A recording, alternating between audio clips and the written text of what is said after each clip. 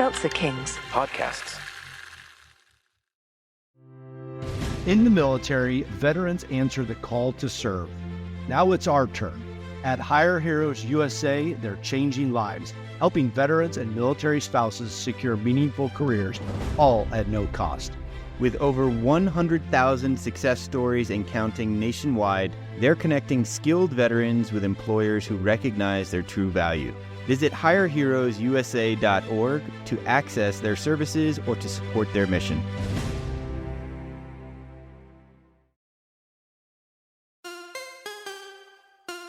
What does an 18-year veteran of the tech industry and a 20-year veteran of the military have in common? More than you might think. Welcome, everyone, to the Second Act podcast, leveling up your life's journey. You can't stop me! You don't got the power, hey, shut me down. That's not an option. I'm my biggest problem. You don't got the power, hey, shut me down. That's not an option. You can't stop me! Good morning, John. Hey, what's going on, Michael? How you doing, sir? I am doing well for Tuesday, Halloween. Yes. October 31st today. You got your costume picked out? Yeah, my costume's that of a dad today. Okay. So, yeah, we haven't graduated to the family costume situation yet. I know a lot of families that do that, but we opted out for that this year. How about you?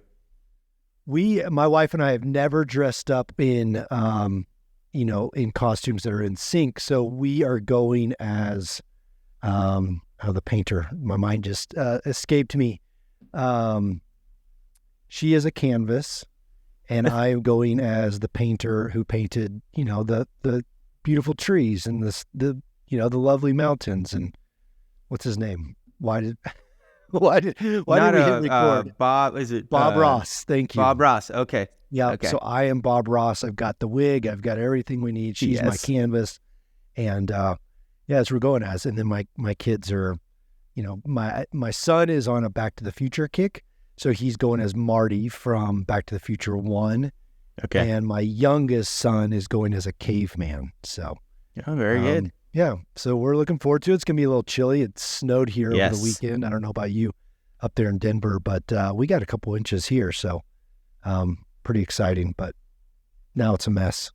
We had 6 or 8 inches here, and it started to melt yesterday, and hopefully it's going to melt some more today so that all of these amazing decorations that my son put out there, everyone can appreciate. I mean, a lot of hard work went into the outdoor decoration design this year, and it looks kind of spooky like the Haunted Mansion outside. It's pretty cool. Yeah. Nice. Well, cool, man. I'm excited. To see some pictures. Yeah, absolutely. Absolutely. Should we kick this off? Let's do it. So welcome back, everybody. We are here now on episode 9. In our last episode, we took a step forward introducing our first guest, Jeremy Balon, who's also our producer. He's also worked with some big names in showbiz, and he gave us a window into his childhood, what motivates him, how he came to be the person he is today. And he's a stud too. He is super awesome. That was a fun interview for me to sit in on and listen to, and let him open up about his journey in life, man. Great. Absolutely. Great story. Yeah. And you can tell how polished, I mean, he's an experienced podcaster, unlike us, John. So you can tell he's ready to go on these things. That silky smooth voice that he had. But it never ceases to amaze me what people have gone through. And until you sort of really build that connection and get to know people, understand how they've persevered in life, and how we all are really a reflection of the summation of our life experiences. So you and I have talked surface level about who we are and why we are pursuing second acts in our lives. Yeah. But we have not gone deep with the audience about who we are as a person, like getting to know us a little more. Okay. And I've gotten some feedback from people like, hey, I heard this in this episode, or, oh, that sounded really interesting. Can you guys dive a little bit deeper into that thing? And I think it's important for the audience to understand more about who we are, what has shaped us and our thinking, how you and I are similar, and then maybe how we're different in some ways. Sure. Because, we come from different backgrounds. We have different audiences. Absolutely. 20 years in the military, 18 years in tech. We're going to have different cohorts of people that we've worked with and built friendships with. And some people are like, well, that's the strangest marriage ever, military and tech, Marine versus like, a Miami City kid. And it's like, I think it just makes the conversation more interesting. So in this episode, we're going to be asking each other some questions. I think you're going to start, John. If we run out of time, we'll probably punt your questions for me into the next episode. But hopefully we're providing some candid feedback and giving people a window into us as individuals. Yeah, man. Let's do it. Let's get into it. Let's get into it. All right. Number one question. I wrote these down just based on some feedback. And even I know you and I have shared offline some things about each other. So I know a little bit more about you than the audience does, but it's always good to revisit and maybe even go a little bit deeper than what we've shared with each other before. Sure. You've mentioned that you grew up in Oklahoma. So tell us briefly about your childhood growing up, some of the life events that shaped who you are and how faith has played such an important role in your life from an early age. Yeah. Well, Michael, first of all, it's an honor to be here with you. We do have different backgrounds and different experiences, and it's really cool to hear those differences play out. And not only are they differences, but they're also supporting differences. And so, we have these different stories, but it's interesting to see how they're kind of intertwining, like two cogs meshing up and making something greater out of it. So I just want to get that plug in there before I start. But yeah, I grew up in Oklahoma, 22 years, born and raised there, thought that I was going to live there my entire life, went to a small Christian school, for, kindergarten through 12th grade, graduated, went to Oral Roberts University, who's also a little Christian school there in Tulsa, well known for baseball, basketball, but graduated from Oklahoma or from Oral Roberts University and decided to move away through a series of events. But I'll back up. So phenomenal childhood. I'm definitely blessed. When I was growing up, my parents got divorced, but my dad got remarried, and my mother, the lady that came in and took over as my mother and adopted me, did a phenomenal job. She definitely stepped in, and helped raise me into the person I am today. My dad, while he was single, had this extraordinary pressure of raising a child while he was also full-time running the Tulsa airport. And so just a real testament to his fortitude and his grit to raise a little boy, and do it on his own while he's navigating the pressures of life. So I definitely feel blessed to have that story and have that, testimony of, now a whole family, and then being able to have that restored. But when I was in Oklahoma, in Tulsa, I thought that was just where I was going to be. I loved it. I loved the friends I had, the family, the church, the experiences I had going to the lake in the summer, and that shaped a lot of my thinking. And I thought that when I graduated from college, I was going to stay there.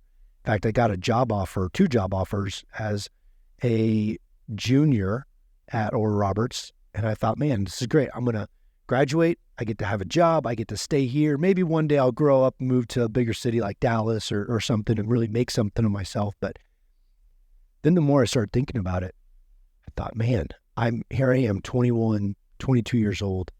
I've got a job offer. I'm going to go work, not that there's anything wrong with, working, at a sedentary job, but doing something, and it felt like my life was almost too planned out. And something was planted in me.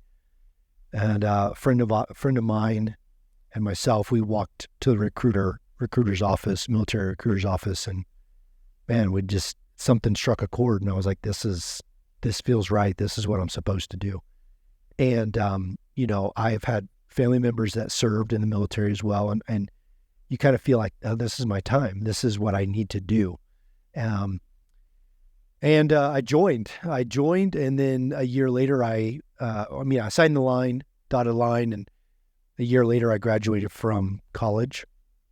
World had changed significantly then. If I signed the dotted line in 2001, graduated 2002, so obviously September 11th had happened in between there. But graduated. So you signed before 9/11? Yeah, a month before. Yeah, with the commitment that I was going to do this. So I graduated from college, and 2 months later, I was in Quantico, Virginia, going to officer candidate school, which is the officer boot camp in the Marine Corps. And 10 weeks later, I was a second lieutenant in the Marine Corps, going to what was called the basic school that all Marines go to, and then to flight school after that. So, really through that narrative, have blessed to have a loving family, to have friends, and the environment that I grew up in that really shaped and developed the character that I had going into the military that has now sustained me through 20 years of that first career. So just a blessed life, if I can say so. Yeah, it sounds like it, and it sounds like faith has played an important role throughout every stage of your life. Yeah. From early childhood, went to a Christian school, went to a Christian university. Yep. Are there specific life events that strengthened your faith that you want to share, or? Yeah. They are significant. And they're significant, like everybody's story has significant events, but the summation of the significant events that have challenged me and have made me come out stronger.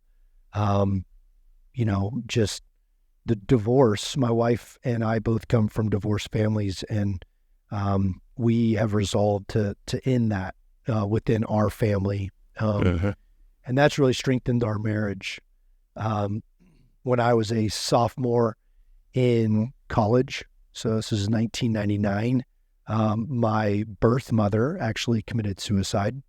Subsequently, my aunt and my grandfather on my mother's side also committed suicide. Those are significant events in that, a lot of people say that suicide is in the blood, and it will come back to haunt you.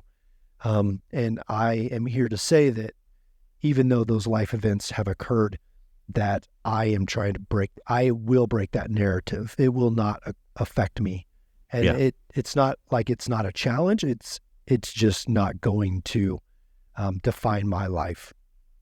And then when I was in the Marine Corps, my wife and I were stationed in Hawaii. We had already had one child, and our second child, Brooklyn, our daughter, was born, and 86 days later, she passed away after spending all 86 days in the NICU. So another event that really challenged my wife and I in our marriage, but we were able to come out stronger, both in our communication and in our faith, and really now be hopefully individuals and a family that can speak into other people's lives who are going through the same situation or similar situations, and encourage them that even though we may not know the outcome or not have control of the outcome, there are still ways that we can come out of it better than we were before. So, yeah, it's it really, again, I look back at how God's blessed my marriage and my life, and allowed me to come out of those situations stronger. So, wow, yeah, faith has definitely played a role and has definitely been strengthened through some of those experiences. Yeah, and I mean, those are some I mean, those are some significant experiences. Yeah. Dealing with a family history of mental health issues that sort of impacted you as a child, life events with your daughter, and just historically the family dynamics, having your faith to lean on and lean into in times of need. Yeah. That community is it's a powerful thing. Yeah, absolutely. All right, let's see if we can get to something a little bit lighter.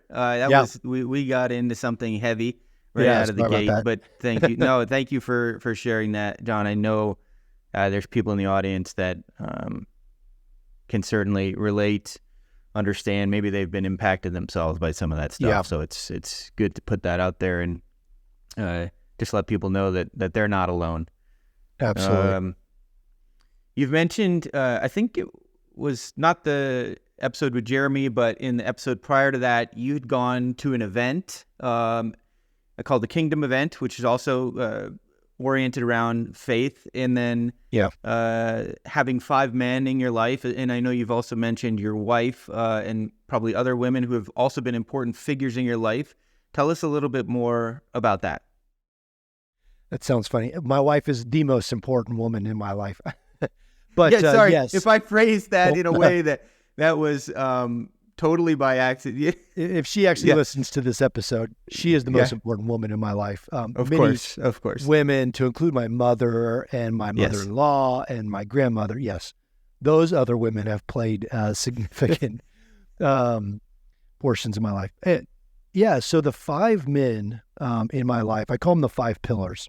So I just spoke about my dad and really his my testimony with him being persistent and keeping me and raising me as a single father. But, there's a point in life where a man has to branch off from the family and he wants to go his own way. He really wants to stretch his own boundaries and figure out who he is. Mm-hmm. Well, that period of my life was when I was at Oral Roberts University. Even though I was in Tulsa, Oklahoma, I was 8 miles away from the house that I grew up in and was living on campus and making probably not the best decisions because I was out of the shelter that I had grown up in. So here I am, freshman, sophomore year, starting to make these decisions. I've got a couple jobs. I'm working hard. I'm going to school. I'm playing a ton of sports and doing this, having this full college experience. And I had these men that were slowly creeping into my life.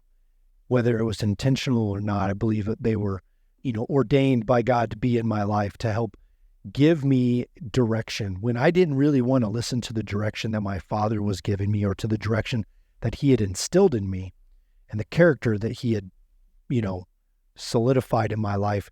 These 5 men really stepped up in these integral roles to really speak into my life and say, John, listen, we see what you're doing and you've got more potential than that. Or what are you doing? Why are you, succumbing to the easy road? Why aren't you doing things that challenge you more? And it wasn't that it was in a fatherly figure, or it wasn't that it was like a father stepping in. It was still a good advice like a father would give, but because it was outside that role, it seemed to just resonate differently. And so these 5 men, one was my pastor at the time. 3 of the men came from one of the jobs that I had worked at for 2 years, a logistical company in Tulsa called Trinity Chemical. And then another one was just a father figure that was in the church. And so these 5 men, I cherish the relationship that I have with them and really, try to honor them whenever I get a chance. Yeah. But they were the ones that kind of corralled me and brought me along and said, hey, we just think that you have more potential. You have greater things in your life than you're aiming for right now. And so, because those 5 men have spoken into my life the way they have, I've tried to dedicate my life, now that I'm at the same place they were. I've tried to dedicate my time to finding people like myself, 25 years ago, and help bring them along by just encouraging them, by just seeing things outside of their perspective or outside of, what they're focused on, and saying, hey, did you ever consider this? Or have you thought about going about things this way? Or maybe you need to step up and be the man for your family that I think you have the potential to be. So just really now, not trying to, I guess, pay it forward, but pay it back. Yeah. Pay back the intentionality that these 5 men put into my life. Yeah, it's funny. Your parents, your spouse, your sort of inner circle provides you advice and input throughout your life, but for some reason, human nature needs an objective third party. To also provide either supporting information to what you've heard from your inner circle, or information that contradicts that. Maybe you've been born into some unfortunate circumstances, and you're looking for those guiding lights outside of that bad circumstance to help you in your journey. And when you think about the life journey in general, it's fascinating how you're really going through life on a razor's edge between good decisions and bad decisions, and how easy. And we've talked about temptation really from a professional context, like getting off track from what either your calling is or what you've wanted to commit to doing personally for the second act of your career. But also, temptation and other bad decisions that seem so easy to make at times and take you off track. And, a lot of people, probably most people, do make bad decisions from time to time, and they're able to, recover from that detour and make the right decisions going forward. But it's, I can certainly relate with your story, and I'm sure many of the audience can as well. Yeah, you're right. Razor's edge is a great descriptor. I look back at the things that I had done throughout my life, and how close I was to just that one step further between getting off scot-free and being caught, or making it out alive and not, and these decisions that you make, man, it's such a great example of just how life works. And you call it grace, you can call it God's provision, you can call it luck, you can call it these different things, but we all have. If you've made it to where I am, 43 years old, about to turn 44, and look back, you're like, man, I can count on, 2 hands, or more than that, how many times I've been able to walk away from something and it turn out for the better. It's wild. It's wild to look back and think about those moments. It is. And it just, when you do, it, again, coming back to the second act, pause, reflect, be grateful, and so thankful for sort of getting to this point in life. Yeah. And I'll just impart one more thing. There's a story in the Bible, for anybody that's not familiar. There's 10 lepers that are walking down this street. Leprosy at the time was like a life-ending disease. I mean, your fingers fall off, your skin's falling off until you die. 10 lepers are walking down the street, and Jesus is walking the other direction. They see him, and basically Jesus heals all 10 of them. He's like, "You're healed. Go your way. You have shown that you have faith." And they turn around and they're so happy because they see a complete change in their life.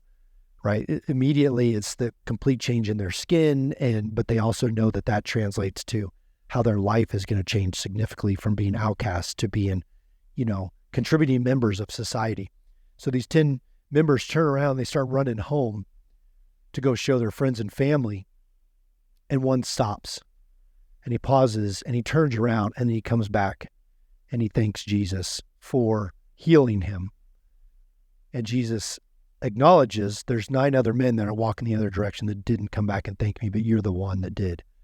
And that story has really struck a chord with me. And I impart that story to tell other people that if there are people in your life, significant figures in your life that have stepped out of their way to do something for you, it's never too late to go back and thank them.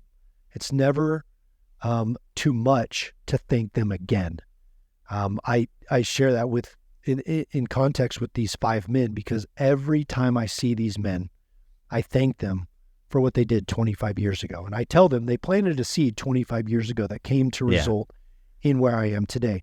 In fact, one of my greatest honors was to have all 5 of those men standing in front of the Marine One helicopter with me when I flew to Tulsa to support one of the presidents on his trips. And we all 5, the 5 of them and myself, we got a picture together. And it's one of the most important and significant pictures for my life, because it's those 5 men that spoke into me that got me to where I am today. So take the time to go back and thank somebody, significant other, mother, father, stepfather, whoever. Friend. That's stepped into your life, that's given you wisdom, that's helped you significantly in your course of life. Thank them, because it means more than you think it does.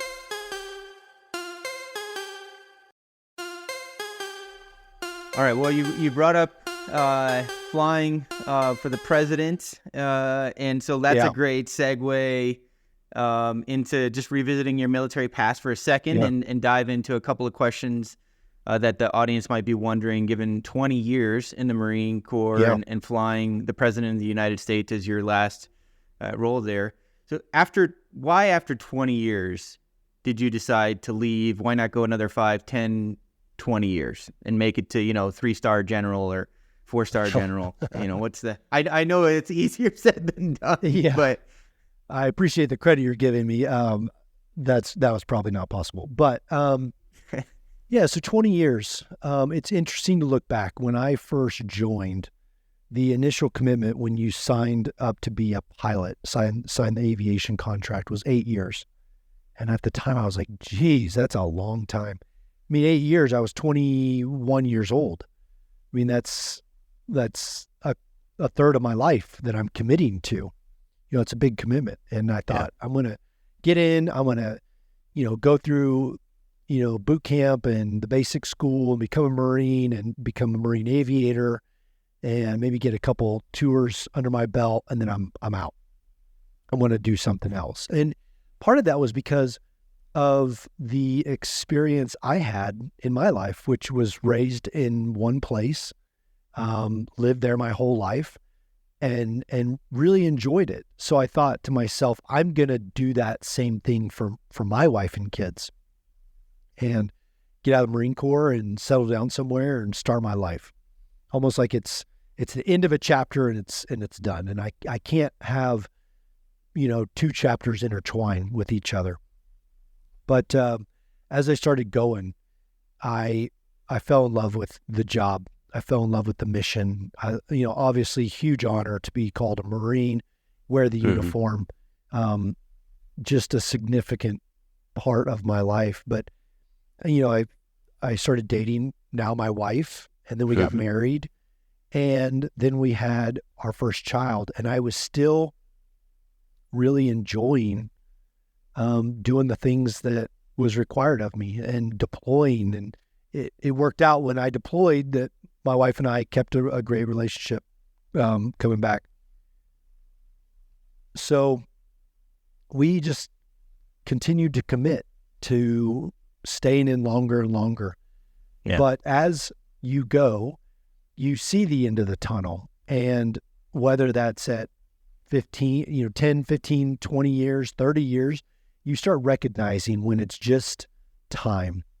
And when I joined this squadron, my last tour was with the Presidential Squadron, I told my wife, this will be the last thing that I do, for a couple reasons. One, I'd already been in for 15 years. And fortunately, at 20 years, I was still under the old structure, but at 20 years, you could retire with benefits. So 20 years was kind of a natural mark, but I also got my dream job right there at the end, and that was going to take me to 20 years. I also had, 2 boys. We had lost our daughter, but we had a third child, and they were starting to get a little older and recognize when I was gone on deployments or gone on trips or just away for a significant amount of time. And 9 months is a long time to be gone when you've got a newborn. When you leave and he can barely hold his head up laying on the bed, and you come back home and he's almost walking to you, that's a significant amount of time that you're gone, and those milestones that you miss out on. But I really felt like this last set of orders was my Super Bowl, and then I was winning the Super Bowl, and I wanted to go out ahead. I know that I felt like the jobs that were after that were still significant, but they wouldn't hold the same place in my heart that this last job did. And so we just had, wife and I, and even my boys, we had long conversations about what life would look like afterwards and what they wanted to achieve in the next chapter, and what my wife wanted to achieve and where we wanted to do those things. And it just became inevitable that I had run that race. I had run as strong as I could and felt like I was finishing well. Let's just get out and do something new as a family this time, not me dragging my family all around the country for my dream, but let's create dreams together as a family. And that's what ultimately allowed us to retire, move to Colorado Springs, and start the second act.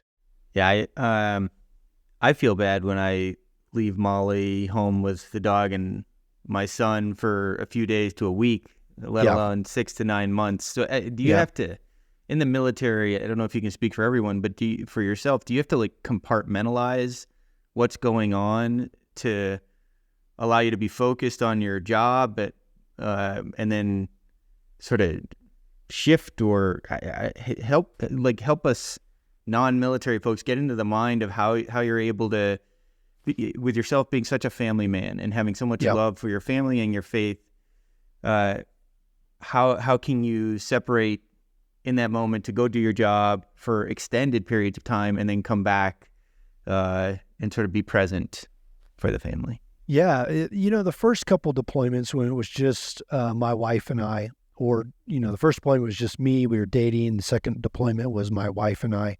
Third deployment was with one child, and the fourth deployment was with both of my boys.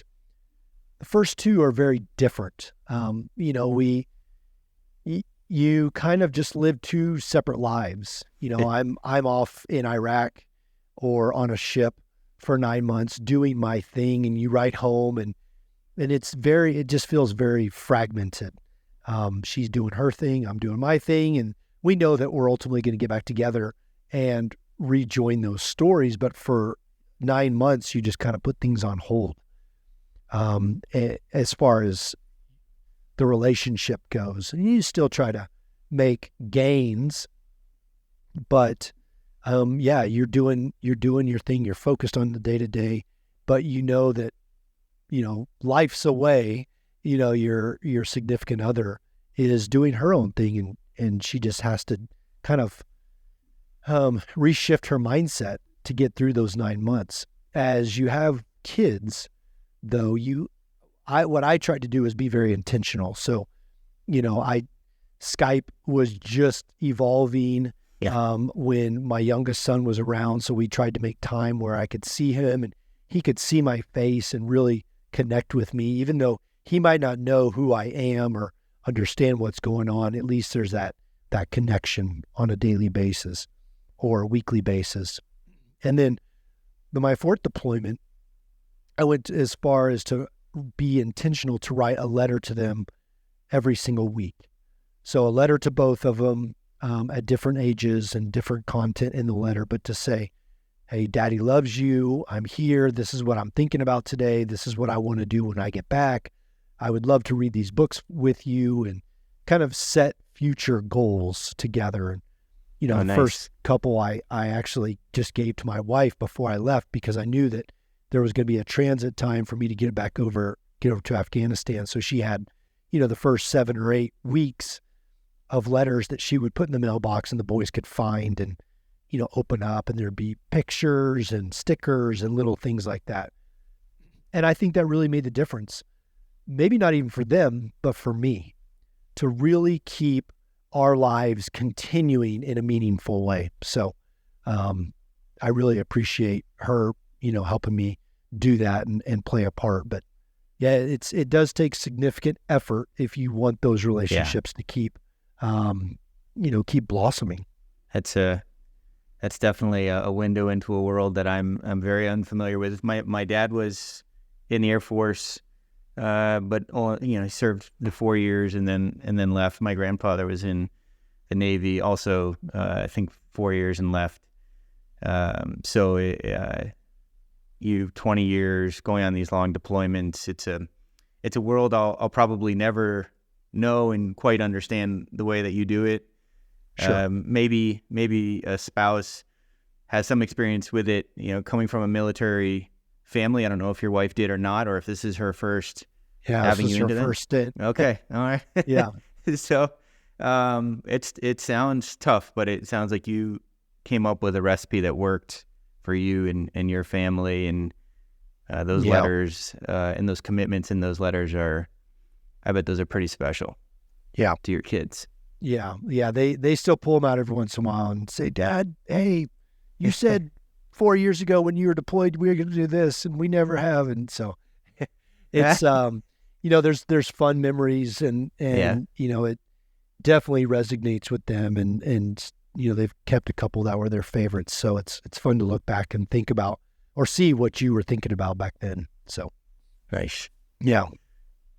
All right, I want to be conscious of time here, John. We'll keep going as best we can. I know everyone loves to hear about your experience flying for the president. It's an experience that most people don't get to have. You flew for 2 different presidents. Sure. Very different presidents. In that role. Yeah, very different presidents. What is one story from flying one of the presidents that you think the audience would enjoy or find entertaining that you're able to share with them? Oh man, the one that comes to mind is the one I've got pictured over my shoulder. But one of the most significant flights for me was the first time that I was entrusted to fly the president and make the decisions that went into that flight, and the coordination and the planning, and just be the integral spoke in that process. But I got to fly President Trump up to Mount Rushmore, fly by Mount Rushmore, and then land in front of Mount Rushmore for his celebration of America. They did 2019, July 3rd. Okay. Anyway, we had done a lot of planning. It was a very tight timeline. But one of the things before the president arrived, the military aide said, "Hey, President Trump's really looking forward to flying past Mount Rushmore. Is there any chance that you can get close? I mean, like really close to Mount Rushmore, and just, you know, make it worth his while?" And you know, there's been pictures of aircraft flying by Mount Rushmore, and they're actually very far away, but they're still very cool and iconic photos. But I thought, you know what, we're gonna do this. So I ran it past my boss, my commanding officer, say, this is the distance and spacing that I'd like to fly past Mount Rushmore. And he said, "Yeah, that sounds good." So the day of, President Trump's on board, we're flying by, and I'm super nervous, super excited, but I know that he is gonna get a kick out of how close we get. And so the military aide and I had a plan. He was going to be looking away from the window that he's sitting at, and as we get close to Mount Rushmore, the military aide was going to say, "Hey, you know, President, look out your window. You'll see Mount Rushmore." Well, I guess that when we were setting this up, and he told the president, this is after the fact, he told the president, "Hey, if you look out your window, you're going to see Mount Rushmore." President Trump thought he was going to be looking a significant way out the window to see Mount Rushmore. And we were 60 feet away from George Washington's nose. So, I mean, you're literally seeing the pitting from the dynamite blasting and, all the granite there right up in the window. I mean, I think he had to, he was so shocked that he let out a loud exclamation. And it seemed like joy about how close we were flying by. So that story kind of resonates with me, and just one of the fun memories that I have. So yeah, you can put yourself in a very small circle of people who will ever have that experience. Yeah, both flying the president and then being that close to Mount Rushmore. Yeah, so a park guide who'd been there for 40 years said he had never seen an aircraft fly as close as we did, and probably will never see it again. So I'll take that record, and I'll hold on to it for a while, I think. That's wild. That is wild.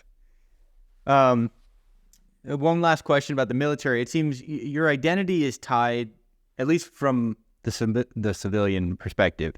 Yeah, it's tied to your rank and role. I mean, I think that's how you introduce yourself a lot of the time within the military community, at least when you're meeting people for the first time, or someone has done it for you.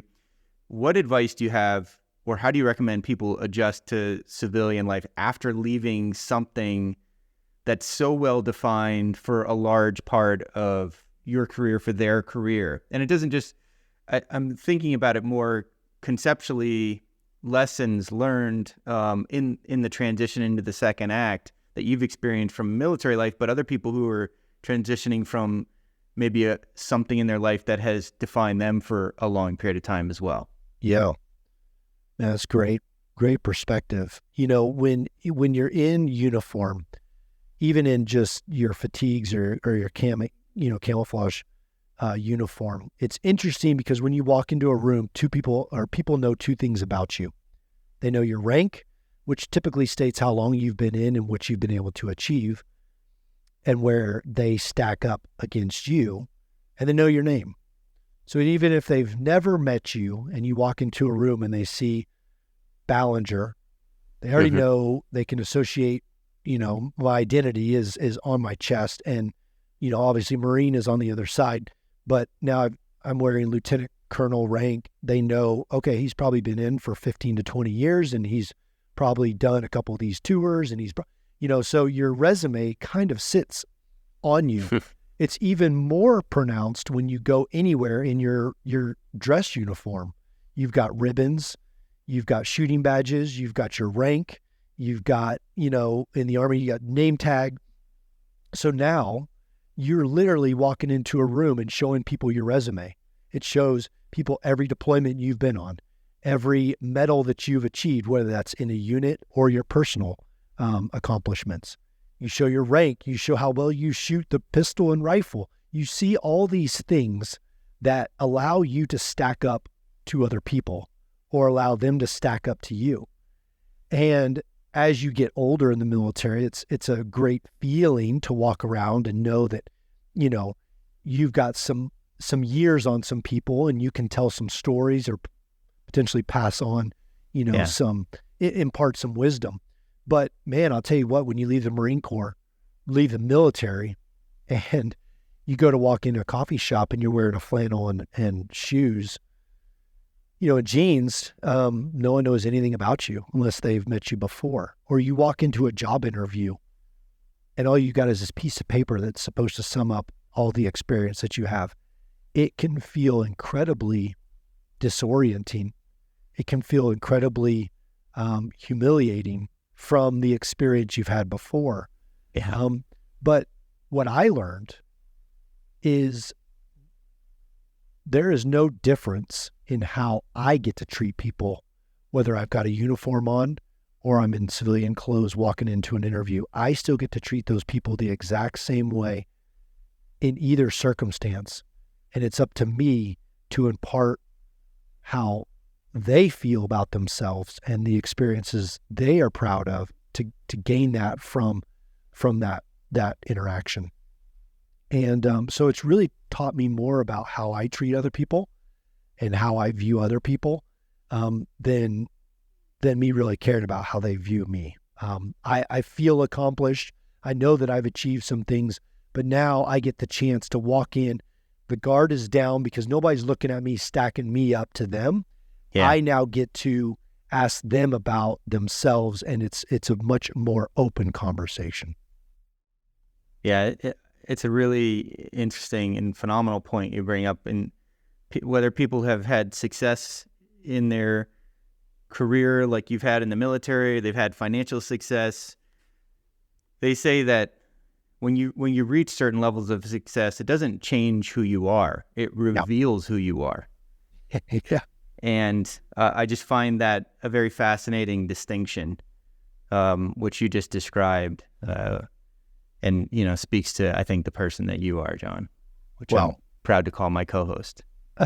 Thanks, man. It takes a little bit of time though, because you want to come out of the military and you want to go get that job and you want to make a significant difference, but then you realize, oh man, that person literally has no idea what I've done, except if they read it on paper or start asking those questions, and you really get to just open up and figure out who that person is. So it's really cool. It's been a great time, great year being out of the military, experiencing civilian life and transitioning, with my family at my side. Yeah. I've always thought the resume, a piece of paper that's 1 to 3 pages, is kind of a silly way for someone to represent themselves over a lifetime of experience, both professionally and what their personal characteristics are. I'm surprised it hasn't been disrupted yet. LinkedIn is sort of like the digital resume nowadays, but sure. Yeah, it's when you think about it at its very sort of basic level, this piece of paper that's nowadays optimized using artificial intelligence around the job posting that's out there, it's not really who you are. It's just something to sort of get your foot in the door and then, to your point, like open up the discussion and try to build that connection. Yeah. It is amazing it hasn't been disrupted. That's a great point. As many other things that have been changed in the way that we pursue jobs and go find our next opportunity, that we're still walking around with 20 copies of these resumes, and we hand to somebody and they either put it in a stack of other resumes or they, toss it and never hear from them again. So most of my resumes have gotten tossed, obviously.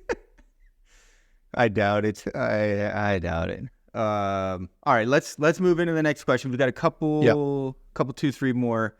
As a personal reflection exercise, you've written your obituary, a rather morbid exercise, but one that forces you to really think about how you want to be remembered by others. Yeah. And when we worked together earlier in this year, you had me do that, and it was a very strange experience. But tell us how your thoughts came together on that and how it's influencing your life decisions now. Yeah. It was a powerful exercise. And we had a little bit of different criteria. The way that we had to write our obituary, we had to write 2 of them.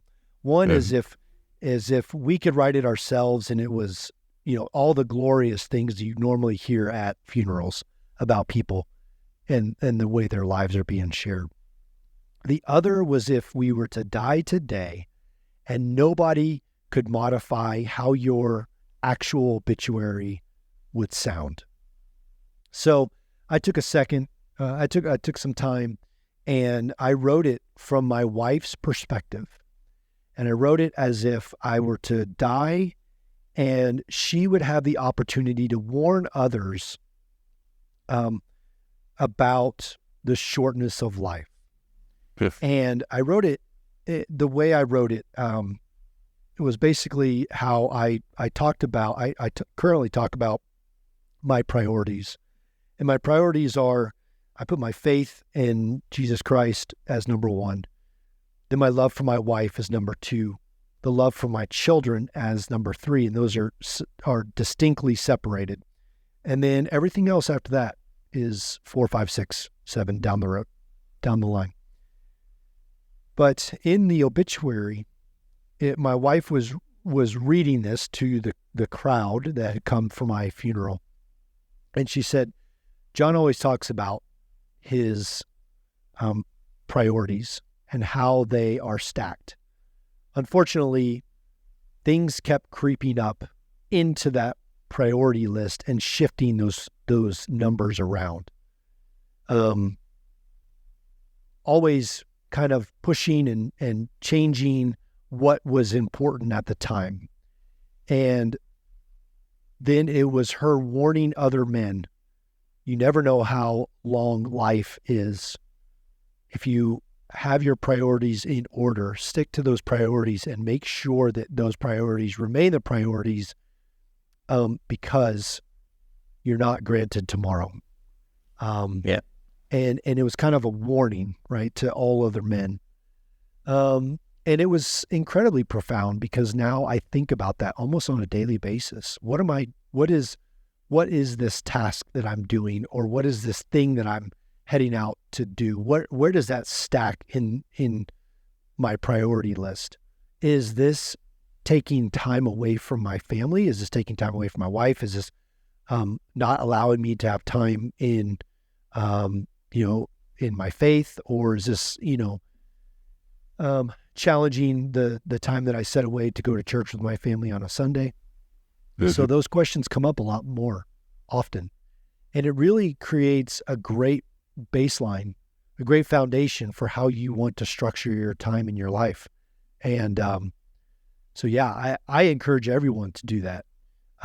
Maybe not have to write it as if you couldn't make changes, but write it in a retrospective way of what you've done in your life and what you want to achieve. And man, are you pursuing that 1% better? Are you trying to make a difference? Are you being influential in the community that you have to make other people's lives better? Or are you just focusing on your own life, trying to make it the best that you can? Great exercise. And I encourage anyone to do it. So marrying that exercise with now being on your second act in life, how are you defining success in relationship to how you want to be remembered, plus the things that you want to accomplish in your second act? Well, my second act, like I alluded to before, it's now a journey down the road of life with my family. It's no longer by myself or what I can achieve. And my wife was gracious for 15 years to say, hey, John, you go do what you want, do what you need to do in the Marine Corps, and we're going to pursue that, and we'll be with you. And there's a significant difference between that and now, which is let's go do what we want to do, and we're going to be together. So she was with me before, now we're doing it together. We're doing something together, which, we can't work the same job. She's a school teacher and I'm pursuing a couple other interests. So we're not like working together, but in a sense, our lives are more combined. They're more joint now than they ever were before, because now we chose where we're going to live together, what we're going to do, what we're going to pursue, and what our priorities are going to be. We chose all those things together. So that really encompasses my second act. And my second act is also more about what I can impart in my community. Those other men that may be a couple steps behind me, my boys, who I definitely want to have men speak into their lives when they don't want to hear from me anymore. And the community that I'm building, so that if I do leave this earth, I'm leaving that for my wife and my boys to step into and have the community that we have built together. Awesome. Yeah. Great question. All right. Any final thoughts you want to share before, I guess we're going to run out of time for me to jump in and get questions in sorry. this episode, but That's okay. No. Before I take the hot seat in the next episode, anything you want to share, John, before we sign off here? Well, I alluded to it earlier, Michael. I appreciate what you and I are being able to do together. This is an important part for our communities, for men and women who are on their second act and feeling like they may be on their own. They're not. We are just an extension of that community that I was just talking about, building out with my wife and kids. You and I are doing that for these people that may be doing something new, that may be worried about getting into something that they've never done before, don't have the experience to get into. We are here to say we're doing that exact same thing right now. And we've got the community built, and people are joining every day. And we would love to just have them come along so that we can help together, because what we do together is so much greater than what we can do by ourselves. Absolutely. Yeah.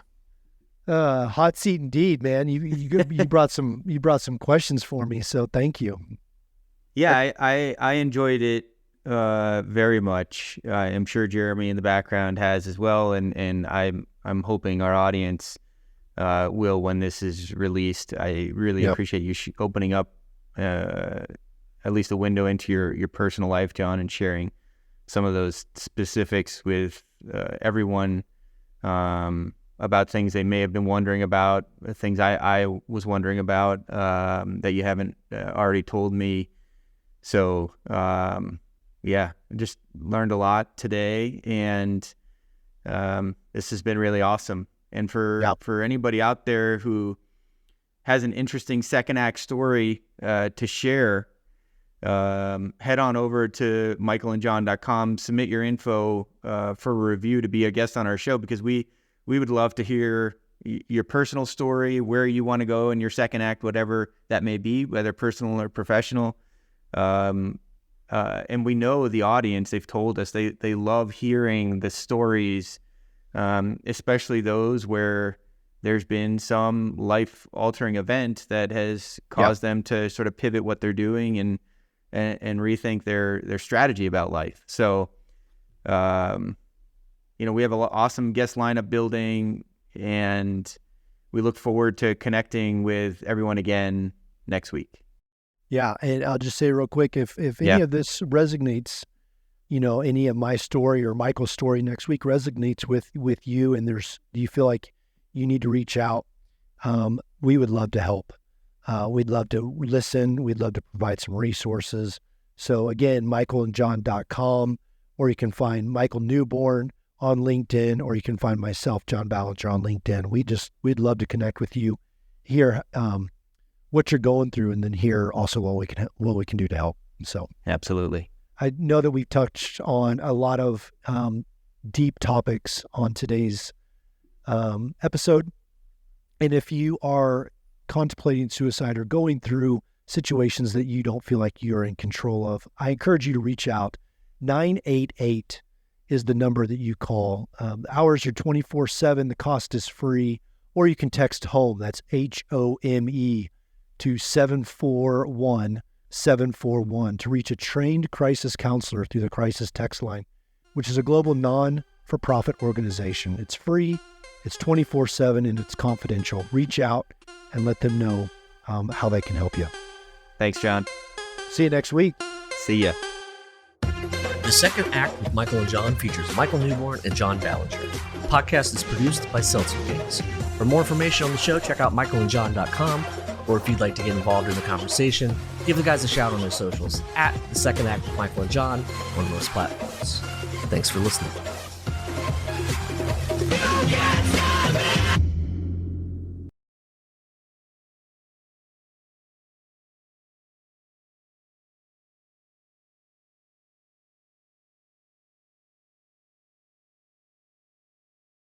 Seltzer Kings podcasts.